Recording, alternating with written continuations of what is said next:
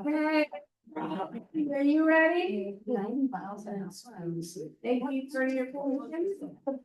So, there's guys have Phillip Venable here. He's from Fairfield? Vacaville. Oh. He's been active in the arts up here in Placer County as well as Solano County, and then now, I think that's exciting, it's in San Francisco. But I always thought his photos were really neat and inspirational for my glass art. So introduce yourself, please. Thank you. I'm Phil Venable. I'm based out of Vacaville. I'm a member of Lincoln Arts. In fact, Linda and I shared the Spotlight Gallery in last summer, and I did my a Dreamscape series, is what I call it. And there's a whole story involved in that I won't get into today. I also show in Vacaville, Fairfield, Napa, and Benicia. So I get around a little bit. This presentation is based on my road trips around the Western United States. And the road tripping started when my wife passed away back in 2019. I decided I needed something to dealing with it all. So I went on a 6-week road trip, and then subsequently that turned into several more road trips. So you'll see, well, what I'm going to focus on are my 3 favorite areas: Arizona, Yellowstone, and South Dakota. So, okay, so back before my wife passed away, we bought a timeshare. So when I travel, I try to stay at the timeshares, or I also have hotel points. So that way it keeps the cost down. And road trips. The equipment I use, I have a Nikon D850, Nikon Z7, several lenses, tripods, and other assorted equipment. For hiking, I take the Z7 with the 24 to 120 lens because it's a very lightweight kit, and it doesn't bog me down. The 850, I tried hiking with that with 2 lenses because I don't have one big, comprehensive telephoto, and that got it. So that's why I switched to the Z7. I bought a Z7, nice lightweight little camera, and it's great. I use filters. I use a polarizing filter. I also use a neutral density filter that's variable. It's a 10-stop filter. And that way I can slow up waterfalls and that kind of thing, silk them out. So the first place I go to is Arizona. Now, fun facts about Arizona: it's home to the Grand Canyon. The Sonora Desert is one of the places where the saguaro cactus grows naturally. It's the largest city is Phoenix. It's also the capital. And there are 22 recognized native tribes living in Arizona. We're going to talk about a couple of them through this presentation. What you're looking at there is the Superstition Mountains, and it's taken from the little ghost town of Goldfield. And Goldfield is actually just a giant tourist trap, but it's right across the road from the Superstition Mountains, which always amazed me because I hear on these TV shows about how the Superstition Mountains people get lost and are never seen again. And, there's spooky stuff going on. Well, I've hiked all through those things. I never got lost. And you can't get lost because there's so many people hiking through the thing that you just follow somebody and you'll get out eventually. No, I didn't see any ghosts either. No weird Dutchmen coming out to hit me with their axe. And if you'll notice, right here on the southern side of the mountains, because we're looking east here, but on the southern side of the mountains, there's houses that go right all the way up to the base of the mountain. So if you do get lost, just look where the sun is, walk west, walk south, and you're going to run into civilization and something.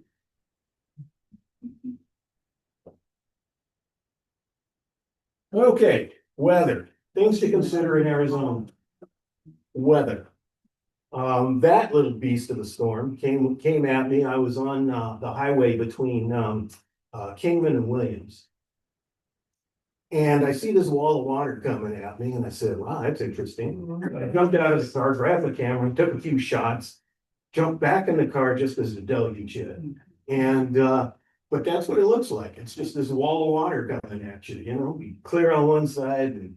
Wow, you're out there, cause that's not paved road. No, that is not. The paved road is off that way. Or actually, I take that back. It was between Needles and Kenyon. Yeah, the paved road, the highway is way to the left off screen. I saw it coming, so I got off, took a dirt road, so I just had cactus and other foliage and with the weather. Is that rain? It is rain, and boy, was it hard. I've driven through typhoons when I was stationed overseas, and that was just about like a typhoon, and it lasted all the way to, I think it lasted all the way to, Flagstaff. So, yeah, it was a heavy one.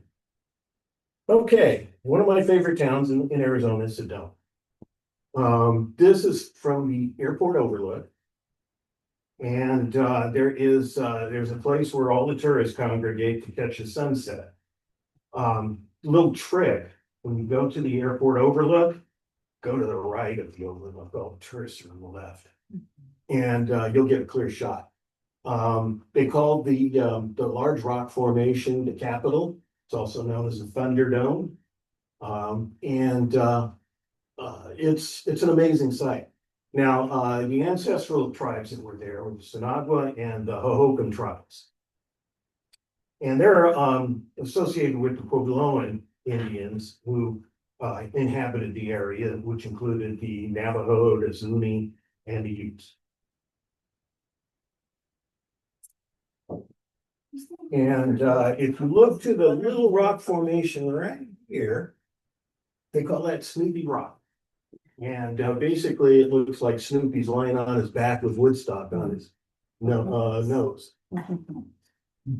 This was also taken, but this is similar to the formations you'll see all through the Sedona area. They call it Red Rock Country, and there's a reason for that. The rocks are all clay colored, and is due to the iron content in the rocks.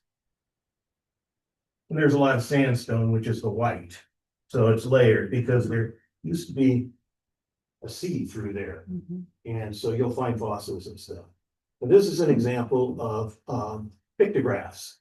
Now there's two types of native drawings. There's petroglyphs, which are etched into the rock, and pictographs, which are painted on the rock. And this is an example of a pictograph. It's through the Pulaski and Hanaki cliff dwelling area, which is just to the west of Sedona. What did they use to paint with? They use various plants and mineral mixtures to create the colors. What they couldn't get was blue because there's nothing that grows that produces a blue secretion. So that primarily they use charcoal also for the blacks. And somehow they get it to last for centuries. Put some Pardon me? varnish. Yeah, little clear coat on there. This is Tuzagoot. Tuzagoot is a Sinagua dwelling. It was strategically placed on top of a hill so that they could see everything that was coming at them in the event that another tribe was attacking. It is located near Clarksdale. In fact, the hill itself looks over down to Clarksdale. And there's another spot where you can see the town of Jerome up on the hill. This is typical of native dwellings that are around 1100 AD or so. A lot of mortar and rock. And this is interior of Tuzagoot. As you can see, the rooms aren't very big, but this probably housed about maybe 20 to 30 people.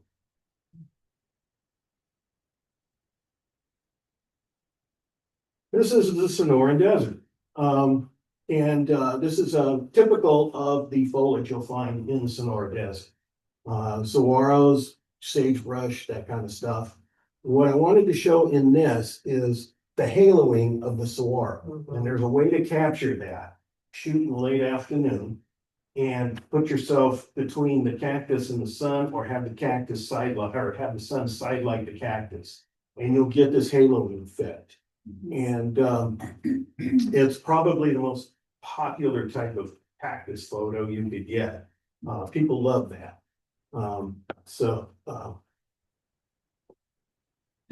This is St. Anthony's Greek Orthodox Monastery. It's located in near Florence, Arizona.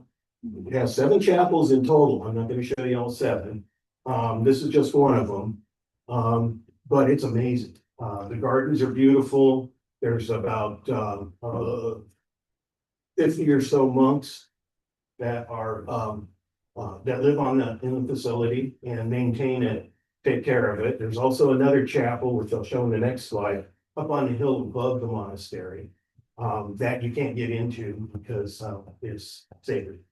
But the other 7 are open, and this is typical of the architecture you'll find in most of the monasteries. Okay, that's dedicated to the prophet Elias. It sits up on, you can walk around the outside of it, but you can't go in. And you get a great view of the Gila River Valley, which is to the north of this area. All right, Arizona State has a number of preserves around the Phoenix area. This one has the largest collection of petroglyphs anywhere in Arizona, other than Rock Art Park. There's about 1,500 petroglyphs. They have this stone circle. And what I thought was kind of amazing is you see a lot of stone circles in Europe too. And now you got them out here, people that never met doing the same thing. And there's an example of petroglyphs. Those are etched into the rock. Basically, petroglyphs are kind of like the diary of the people that lived there. They tell you what they saw, they tell you how they lived, they tell you about features in the area. There's one that kind of looks like a skeleton of a fish, so that means there's water nearby and the fishing is good. There's also, you'll see ripples like this, and that means water. So I was looking for the ones that had the aliens on it, but I couldn't find aliens. There's one of them, shows that there's water nearby, and actually there is. There's a water control channel that runs right by the place. It used to be just a creek, but the city's turned it into a drinking water channel. Grand Canyon. The Grand Canyon's amazing.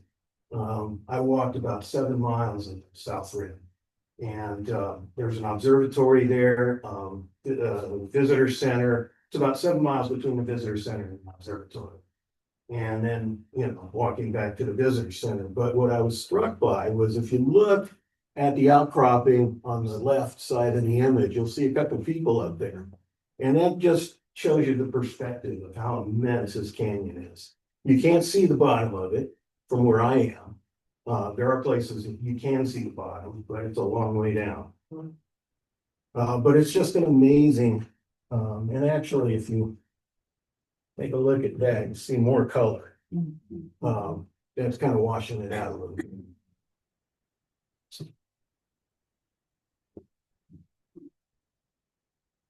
Meteor crater.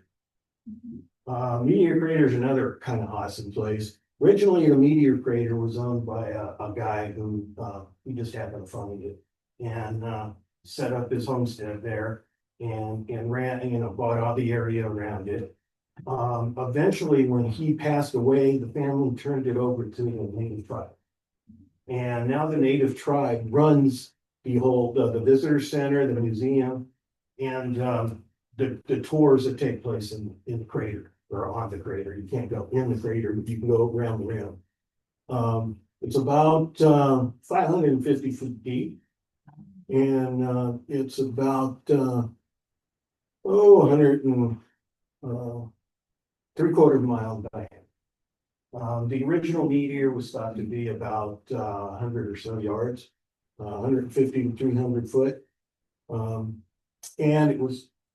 it dropped in about 50,000 years ago. And the dirt that was displaced by this meteor is scattered over about 20 square miles of Arizona. So pretty amazing. And actually part of the old homestead from the original owners there. Is that the same, Oh, that's fine. is that the same granny that they filmed Starman? Did you ever see that movie? You know, I did about 40 years ago when it came out, but I can't remember if it was or not. They have art residencies there also, Oh, state parks and. Oh, cool. Yeah, it has an amazing visitor center if you ever want to go in. I was gonna say that I guess he just figured if he lived there, it ain't gonna happen here again. Well, this is true. What are the odds? Yeah. You're hitting the same place twice, right? yeah. Okay, so you can't leave Arizona without standing on a corner in Winslow. So it's actually there. That's the corner. That's Jackson Brown. They have another statue of Glenn Fry that's off camera. They actually have the flatbed Ford across the street. And there's like a little tourist trap store on the opposite, on the catty corner from this corner. Yeah, it's you got to go through Winslow anyway to get the meteor crater, so you got to stop and just stand on the corner and say you did it. So that's not a mural painted on the side, there's actually, the truck is actually across the street, The truck is across the street. That is a mural. okay. But the truck itself is parked across the street. But- They've turned it into a whole tourist thing. I see. Interesting. Oh, so those aren't really windows, that's. No, it's not really a window. How It's about that, just, how about the couple upstairs, are those, is that real? Or is that no, also- that's everything you see is a mural. Okay. Okay. Yeah. Oh, the It's- eagle too. Yeah. No, there's no girl in the flatbed Ford across the street. It's just a flatbed Ford, but the girl is, you can see the girl in the window of the pickup truck. Okay, She's there in the mural. wonderful. Yellowstone, established in 1872. It's about 2.2 million acres. It's known for its geothermal features, which is where I spent most of my time, because I only had a couple of days to go through Yellowstone, so I stayed in the caldera for the most part, taking pictures of the thermal pools and the mud baths and all that. It's known for Old Faithful, and it comprises portions of 3 different states: Idaho, Wyoming, and Montana. As you drive through from west to east, because I stayed in West Yellowstone. And then when I left, I drove through the park through into Cody, Wyoming. The wolves all live up north. I decided I wouldn't go up there because of time constraints. I was on my way to Indiana at the time to see my grandkids. And so I spent 2 days in the caldera, and you get elk and bison and tourists trying to pet them all. Jeez. That is the view as you're driving in toward the caldera. And it's the Yellowstone River. It's absolutely gorgeous. And I wish the TV did a better job of producing the colors, but it's green. It's really green. It is beautiful. And there are nesting eagles up in this area. What time of year were you there? I was there in the fall. And what time of year were you in Arizona? It depends on which year. I go both spring and fall. So the photos you saw of Arizona were taken over like 3 different successive. I go to Arizona every year, go to a different place. I'll go to Sedona probably more often than not. I'm hoping my next trip to Arizona, I'm hoping to be Tucson. Yeah. Because I've been to Tucson, but it was back in like 2012. And so I want to go back again. But I've also stayed in Cave Creek and Scottsdale. I wanna go to Tucson. Pardon me? I wanna go to Tucson. Well, maybe we'll just go together. I wanna go for the hummingbirds down there. Yes. Oh, yeah, I want to go through that neighborhood with all colored doors. I'm gonna do that. I'll take pictures of anything, but I like to get the Yeah, that'll happen. Yeah. Okay, that's inside the caldera. The ground is pretty chemically desolate. There's a lot of sulfur, a lot of minerals, and a lot of hot. So it basically kills everything around it. You'll see a ring of trees around the caldera that it hasn't affected yet. But this is an example of what you'll see when you enter into the caldera. And that's one of the largest pools that you'll find in the caldera. It's absolutely gorgeous. The different, That's pretty much explained. yeah, it's there's like different colors ranging from the light blue. And there's a deeper blue, and then there's kind of a greenish yellow, and it's all created by chemical compositions of bacteria that are in these pools. Another view of the pools. This particular spot has both the thermal pools and the mud pools in it. Looking out beyond, you'll see Lake Yellowstone, which is a huge, immense lake. And then there's Yelp. And in the caldera, in the area of the caldera, you'll find moose prints, you'll find elk, you'll find bison. You'll find, sort of smaller creatures. One thing you do not want to do is get off the path. They have actually constructed wooden paths around some of these pools. And you want to stay on the wooden path, because if you stick your foot in the mud, it's liable not to have you're liable not to have a footing. Not when I was there, but just before I got there, there was a lady who let her dog run loose off leash. The dog took a leap right into one of the pools, and she dove in after it, and neither lived to tell the tale. Oh, my. Yeah, it is. Another view of an elk. Oh, they're huge. Yeah, you stand back from them. That's actually a cropped in shot, because I was using a 300mm lens to shoot that. I don't want to interact with the animals, because I'm a human and they're not, and they may not take kindly to me interacting with them, as several tourists have found out. Yeah. There's Old Faithful. It was named in 1870, and it's because it has kind of a cyclic manner of the way it goes off. It's anywhere from 30 to 120 minutes duration between eruptions. The eruptions last about 5 minutes or so. And they get up to 90 to 184 feet. This particular time, it didn't go full blast, but it made me happy. I got a good shot of it. And I took several shots of Old Faithful, because it'll, do this thing. Sometimes it'll. Sorry about that. Siri didn't do a good job of screening that call. So it'll fluctuate in height during its eruption. So, sometimes you get it full, sometimes you get it, shortened down a bit, but it's an amazing sight. They set up kind of an amphitheater around it so that, everybody can watch you go, and people will. I mean, it'll fill up. I was there right at the end of the tourist season, and it was still pretty packed. Okay, this is known as the Grand Canyon of Yellowstone. Yellowstone River created this through millions of years of erosion. That's the lower falls up there, at the very end that you can see. There is an upper falls. It's a lot shorter. And this particular photo was taken from Inspiration Point, which is where all the artists congregate to either do plein air paintings or take photos. So I had to join them, and it was a great view. I do have closer in shots from different vantage points, because you can drive along the river, and there's outlets all along, so you get different vantage points of the two falls. Now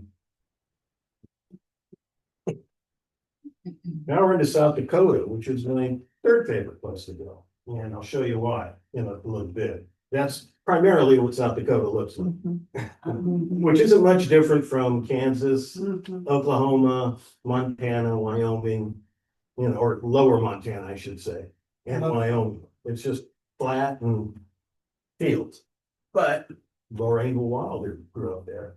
So all her prairie books were written about living in the prairie in South Dakota. It's also home to Mount Rushmore, the Crazy Horse Museum, the town of Deadwood, and the Sturgis Bike Run every August. And one year I was traveling through South Dakota, forgot about the Sturgis Bike Run. And I had ended up staying in Wyoming because I couldn't get a hotel anywhere near Rapid City. And that is Mount Rushmore, just before they click the lights on. What they do at Mount Rushmore is, they have a ceremony at the end of the tourist season where they lower the flag and invite all the veterans in the audience to come up to the stage and assist in lowering the flag. And it was a lot of fun. I got to do it. And then they put the lights on, and when they click the lights on, it looks like that. And they have, they have all 50 state flags along this walkway. This side of the walkway is, they have cafeteria, they got a bookstore, they got a museum, all the usual tourist stuff. It is a national park, or national monument rather. So, the feds are, when the feds shut down, so does Mount Rushmore. And Tuzagoot is also a national monument, and they shut down because the last time I was in Sedona, which was last October, Tuzagoot was closed because of the shutdown. Sequoia National Park was open. Yeah, I wish I'd been there instead. This is a Crazy Horse monument. This is dedicated to the memory of Crazy Horse. It's a work in progress, as you can see. And it's about 17 miles from Mount Rushmore. They have a really great Native American museum celebrating the lifestyle of the Lakota peoples. And it's amazing. It covers everything from what they wore, what they ate, how they lived, what they're up to now, and their efforts to keep funding the Crazy Horse Monument. This is what the monument will look like when it's completed, minus all the etching on the side there. That's part of the museum complex. So. And that's the Badlands. It looks a lot better on the computer screen.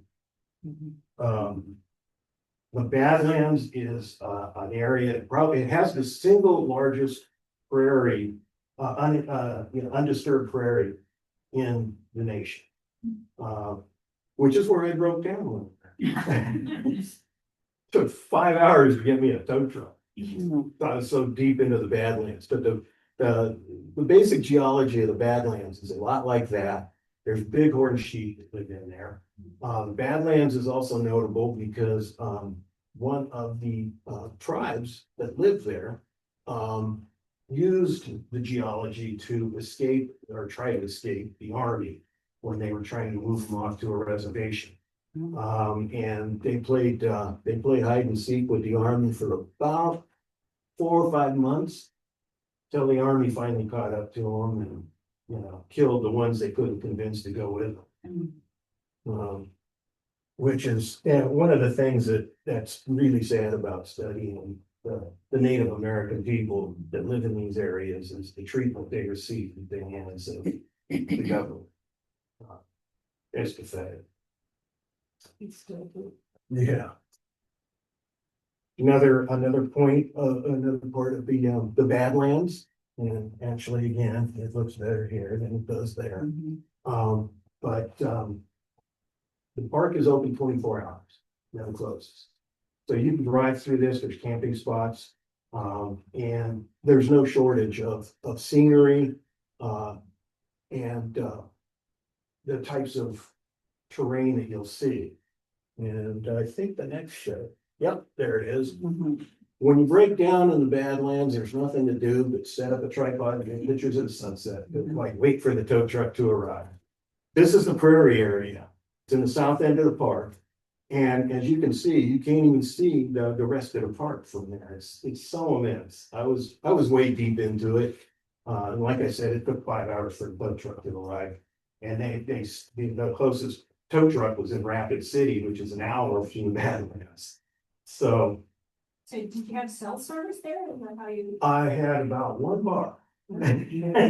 There is cell service in the park, fortunately. Because I had to call AAA. And, so, yeah, most of the national parks and monuments do have cell service. For the most part. Now, if you get off the beaten path, you may hit areas where there's no service. Fortunately, modern cell phones have a function where you can hook up with satellite and send an SOS to the nearest, emergency, dispatch center. Is the Badlands near Devil's Tower? The Devil's Tower is in Wyoming. Yeah, Just before we get into South Dakota. yeah. Right, I passed through Devil's Tower and I'll have a photo of it, okay, on my way to South Dakota. okay. I Uh, think we were traveling the opposite direction. So Yes. just yeah, forgetting which one came first. other places of note that I stayed at, New Mexico. This is in Santa Fe. This is, they have a center called Museum Hill. And it is art, culture, and lifestyle of the Native American people. And so this is a spirit warrior from the Apache. Now, I did get altitude sickness. One recommendation, if you go to Santa Fe and you're not used to altitude, don't have a beer the first night you're there. I made that mistake. I paid for it dearly. I couldn't go to Taos because I was so sick down in Santa Fe. I wasn't about to risk another 1,000 feet in altitude. So, yeah. Nebraska, as I mentioned, South Dakota looks a lot like the Plains States. That shot there was actually about a mile off of Highway 40.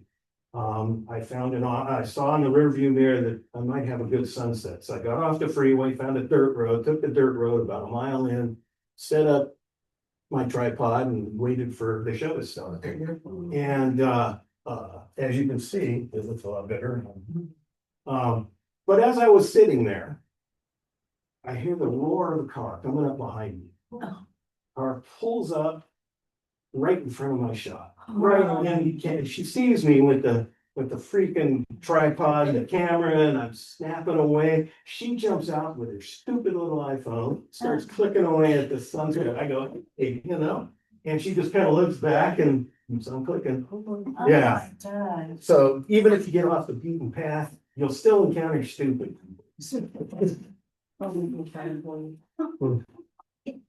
Even in Nebraska. Whoop. Missed Oklahoma. Oklahoma, one of the great, about one of the only things in Oklahoma is the federal building memorial. This is probably the saddest place I've ever been on. These pedestals here represent the victims of the bomb. They have small pedestals for the children, large pedestals for the adult. They put this memorial is on the footprint of the old federal building. There's a building next door that contains a museum. And the museum is excellent. It's about 3 stories. It starts by showing you the history of the building, when it was constructed, how it was constructed, that kind of thing. Then it moves up into the day of the bombing. And there is a room there that looks like a boardroom. And you walk in there and it turns out it's the boardroom for the water district building that was across the street from the federal building. They recorded their meeting, which started at 9 o'clock. The bomb went off at 9:03. And you can hear it. Anyway, then you move up and it goes into the investigation, details a lot of the victims. You see news flashes from everywhere along the walls. They have live video that shows different broadcasts that were going on during the rescue, the recovery, and all of that. Then they go into the trial, of course, and now what's happening in Oklahoma City. Saddest place on the planet, let me tell you. Devil's Tower. No, I did not see the mothership. I wish I had. Would have confirmed a lot of suspicion.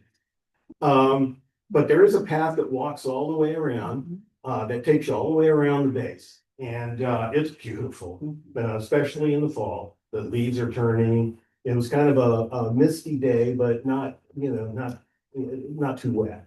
Around, this is a sacred mountain to the Native Americans, and the story behind Devil's Tower is that there was these, native girls, little girls, and a bear came and chased, and they got into a patch of, rock, and all of a sudden the rock started lifting up.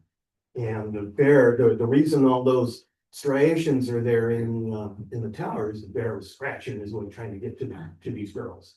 Well, ultimately, the girls were stuck up on this thing and became stars in the heavens. So it wasn't entirely a sad ending. But because this is sacred land for the native tribes that are there, they have these prayer knots on the trees around it, and so they pray to their ancestors. Well, there's signs everywhere that say, "Don't take pictures of prayer flags." And guess what? You got people taking pictures of the prayer flags. And I told this one lady, I said, the sign says, "Don't take photos of these things." And she said, "I don't care." Okay, whatever. Utah, the Great Salt Lake. And this is actually out of the Bonneville Salt Flats. It had rained that day, and so I could see from the clouds, and again, better. I could see from the clouds that it was going to be a great sunset, just a really nice one. So I pulled in, set up shop, and waited for the colors to appear. Well, there was a bunch of photographers out there. They were all taking like engagement pictures and wedding pictures and stuff because of the reflections in the water. It was a really great scene.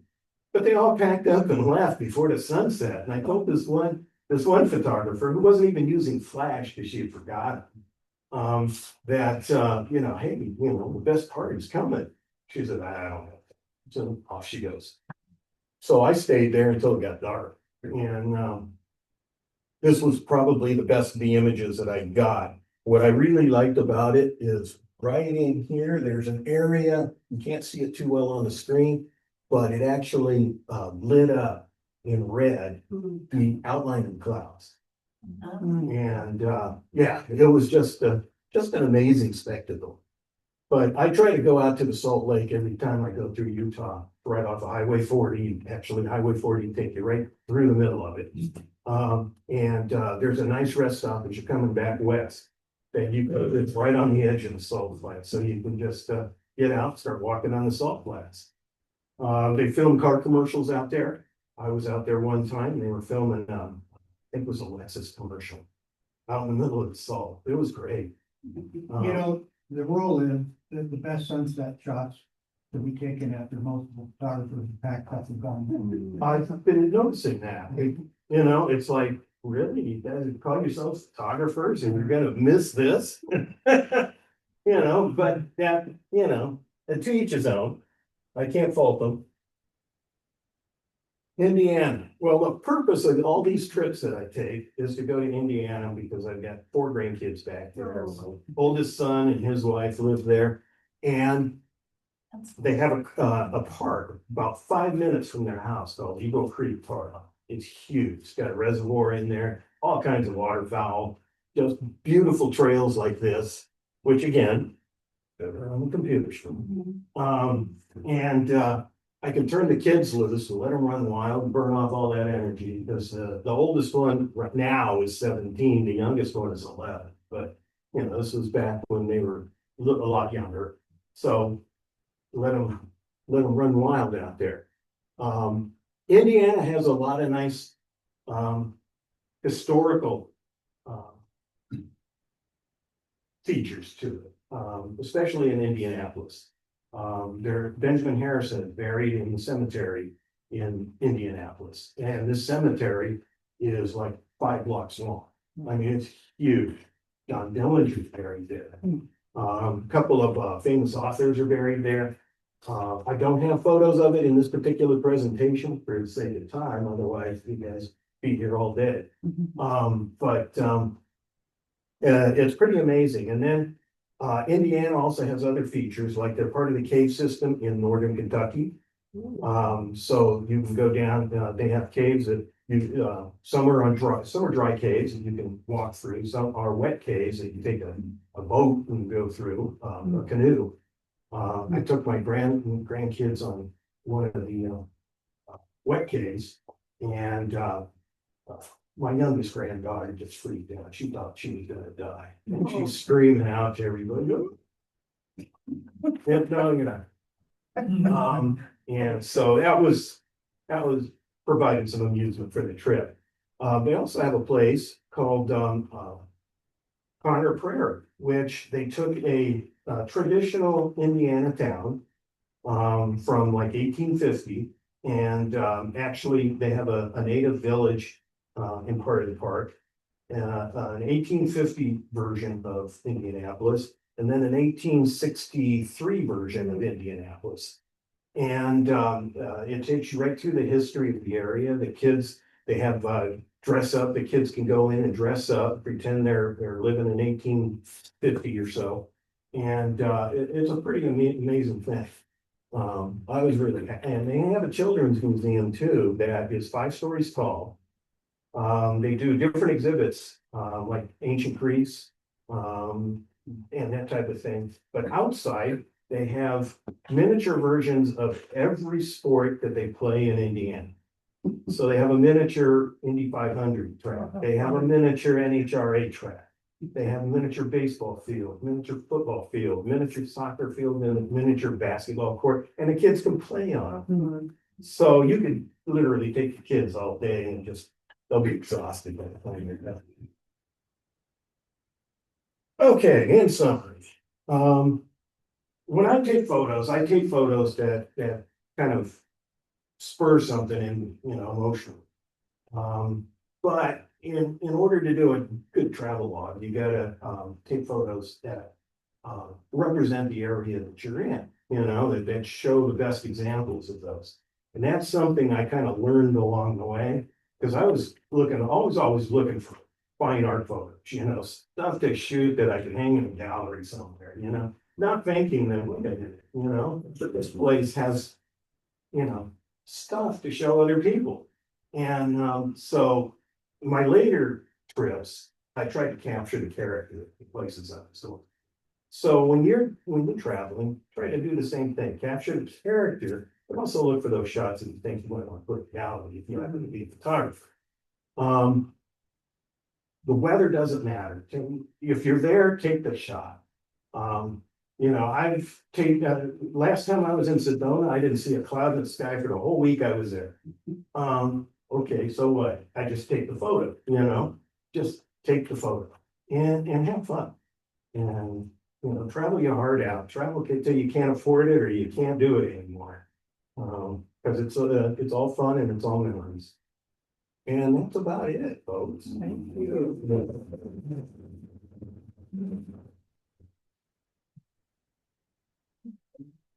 Thank you for hanging out with me. If you want to see any of my work, I have a website, phillipvenablephotography.com. I'm on Facebook at Phillip Venable Photography, and I'm on Instagram at phillip.venable. Occasionally I show up in Lincoln because I'm a member up there. I used to be a member here a long time ago. And I actually won a 3rd place in the juried art show. So, I show in Vacaville, Fairfield. I'm a resident artist at the Little Art Shop in Venetia. And I'm president of the Napa Valley Photographic Society, so I make sure my shots get in everything. Although if anybody wants to run a photo club, the job's yours, if you want it. And so, yeah, just look me up. And I have cards here if you want to, reach out. I got business cards. So, Hey, we are. Bill, would you consider Anytime.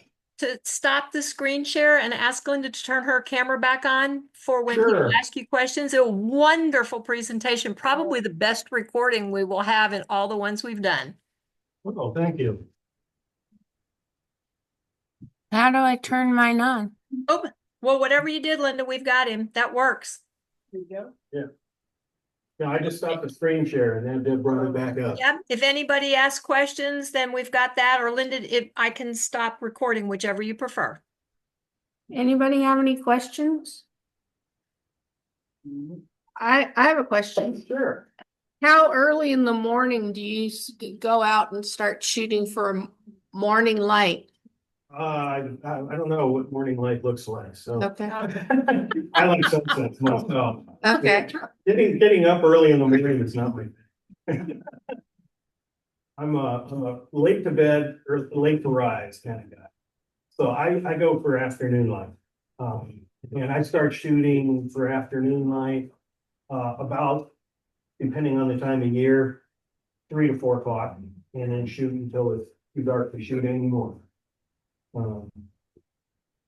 Always has to be right in This it was taken in Eureka. There's a city park there, that has redwood grove behind it.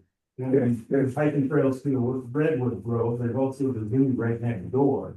And if you access the zoo, you can access the catwalks through the redwood trees above. Oh, what did you say? Eureka. Oh, big, road, They have catwalks all through the trees. oh, Yeah, it's that part. And, I just, it was late in the afternoon, I was there for a wedding, and, we had pictures of. So I, walking around the redwoods, and I happened to notice this. Okay, it looked like the light was coming right out of the, but it was because the way the sun was. So I walked around this front of it, and I was taking photos of these. This is the best one I thought. I'm coming from. Yeah, the sun's coming from that from behind, and it's somehow reflecting into its hollowed out top. I just really don't like that. And, yeah, no, it's, I call it earth because it looks like the light's coming from the earth. The other photo is, fishing pier in, Rio Vista Bridge. A place called Indian Paint Mines in Colorado. You talking about, somebody asked the question about paint mines? Oh, yeah. Look online, you'll find a few pages that. Take photography. I, the only time I've been to Colorado was in Denver, and then I went down to Mesa Verde because I wanted to walk down a cliff. Well, Mesa Verde's at 10,000 feet, and I have asthma, so that wasn't happening. Well, I hope we find something that you and it's two inhalers. Probably some other things. You're welcome.